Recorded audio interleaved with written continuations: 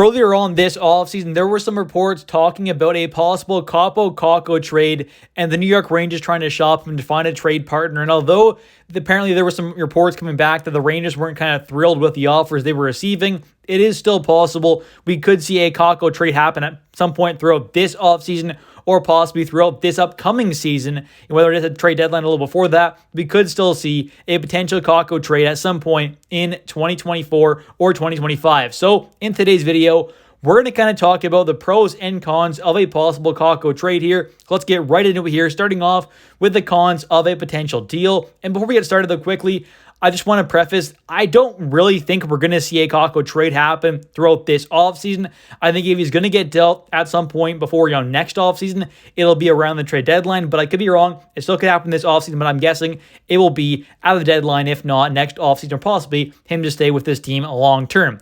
Taking a look now at the cons, like I said, first off here, I think, trading him right now, it's not the best idea because let's be honest here, his value is at the lowest it has ever been in his NHL career. He is still only 23 years old, but coming off of a pretty disappointing season Kakko is, having 19 points in 61 games played. Definitely took a bit of a step back from the previous season back in 2022, 2023, putting up 40 points there, 18 goals, 22 assists, which were all career highs as well. So he had a great season back in 2022, 2023, then takes a bit of a step back there, unfortunately, and things didn't look great this past season, so he is going to be getting sold possibly if he is going to get traded at pretty much his lowest value of his NHL career so far, which is just not a smart move for a team. That's also kind of why I'm guessing he's probably going to stay on this team long term, at least for this upcoming season, is because it makes no sense unless a team is really going out there and looking to give up a lot of value there, where it is a pretty high tier prospect, a decent kind of young player swap, someone around the kind of the same situation as Kakko who could kind of use a change of scenery,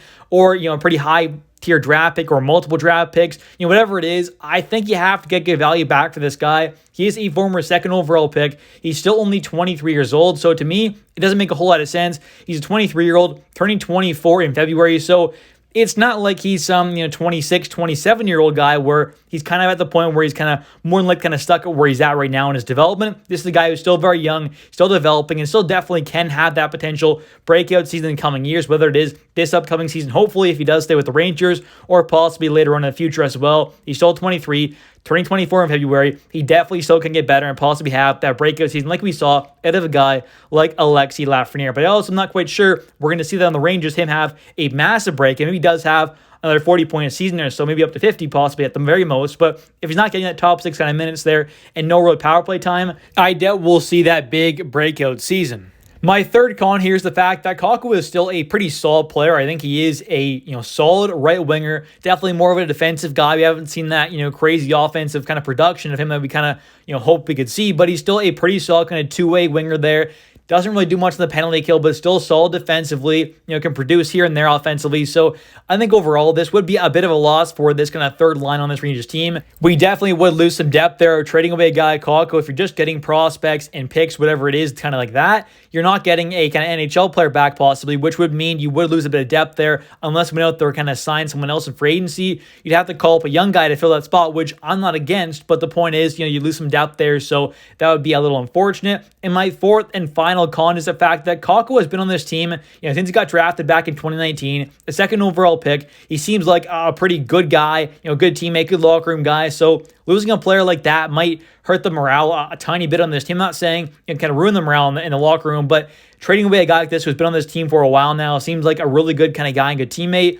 There might be a few Rangers players who would not be the happiest about that kind of a move, and I get it. It's a business. A lot of players get traded. They sign elsewhere. They get bought out. Things happen all the time, but still, this is a guy who seems like a great guy, great person, so losing that guy in the locker room might make some of the players a little unhappy and definitely might not be the best thing overall for the team chemistry and morale, but still, I don't think it hurt things too much, but might be a little unfortunate for some of the players on this team currently. And now taking a look here at some of the pros of possibly trading away a guy like Kaapo Kakko. First off here, you could end up possibly getting back, whether it's a draft pick or multiple, whatever it is, you could still get some draft capital back in return to help kind of replenish all that draft capital we have seen kind of moved away over the past deadlines and offseason. This year, we always traded for a guy like Riley Smith there at the deadline, going after guys like Wenberg, Chad Druidel, Jack Rolozovic, in the past, Patrick Kane, Tarasenko. Those guys have used up a lot of draft capital, even trading some away to get rid of a contract like Patrick Nemeth. This team has used up a lot of draft capital over the past, few seasons. So trading away a guy, whether it is a Kaapo Kakko, whoever else it is, getting some draft capital back would not be a bad idea at all. You could also possibly get whether it's a prospect or possibly a kind of young player swap there. Maybe you're getting a, 22, 23, 24-year-old kind of, young NHLer who's already played a season or two but kind of needs to change the scenery. Just like a guy like Kakko, that kind of work out there. And we're trading, a winger for a winger there, possibly another kind of, early to mid kind of 20-year-old player would not be a bad idea. Possibly on a cheaper contract as well, which could help save a bit of cap space. And trading Kakko away for whether it is, picks or prospects, whatever it is, you'd also be opening up $2.4 million in additional cap space. Now, yes, you'd have a player to come in and kind of replace that there. So you're looking at probably closer to, $1.5 million in kind of savings there. But still, that saves a decent amount of cap space there, which would not be a bad idea. You also could use Kakko in a possible package deal, with Kakko. Maybe it's like another kind of player or two, possibly more likely just some prospects and picks to go up there, though, and acquire a more star-level guy possibly at the deadline there to really kind of help bolster this kind of top 6 forward core possibly, or help kind of bolster the top 4 defense side of things there. That could possibly work out there where Kakko is going in a package deal for a star, or possibly just opening up more cap space for this team. And my final pro for kind of trading away a guy like Kaapo Kakko is the fact that it would open up pretty much more than likely a full-time spot for a young prospect like Brett Berard or Adam Edstrom to come in here and really make a big impact on this team. Assuming a guy like Brendan Othmann is already going to make this squad, which I think is going to happen there. Your top 6 is already set there with Riley Smith alongside Kreider and Zibanejad, and then you've obviously got the line of Lafreniere, Panarin, and Trocheck. That's the top 6 there. That's pretty much locked in place. But a third line of possibly Brett Berard or Will Cooley on that left wing spot there, the center being Hedel and the right wing being Othmann. That could work out possibly because a guy like Othmann can play left or right wing, so that could kind of open up a spot there for a guy like Brett Berard potentially, which I would not be against. And then you could kind of slide down a guy like Will Cooley possibly to the fourth line there and have him in the left wing with Sam Carrick down the middle and a guy like Jimmy Vesey or Matt Rempe on that right wing spot. So it would not be a bad idea at all, or possibly you'd end up having a guy like Adam Edstrom there fit somewhere on that fourth line more than likely, or possibly end up having a guy like Will Cooley kind of just remain in that kind of third line left wing spot, which we saw from him the most of last season as well. So that could work out quite well. Cooley, Hedel, and Othmann would not be a bad kind of kid line, young line there. I wouldn't be against that, or Berard possibly on the third line as well.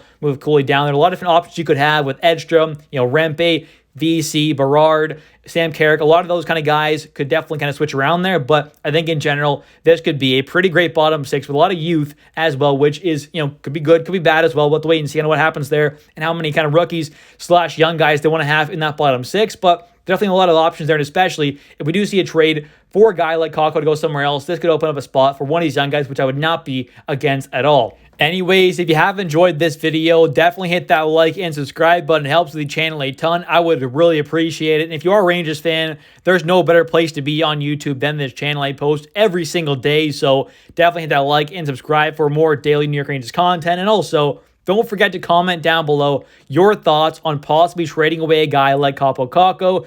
What do you think about my pros and cons of trading him away? And also, what are your kind of good and bad / pros and cons of possibly trading away a guy like Kakko there? There are some good reasons and some bad reasons to do so, but let me know your thoughts in the comment section down below. I'll catch you in the next one. See ya.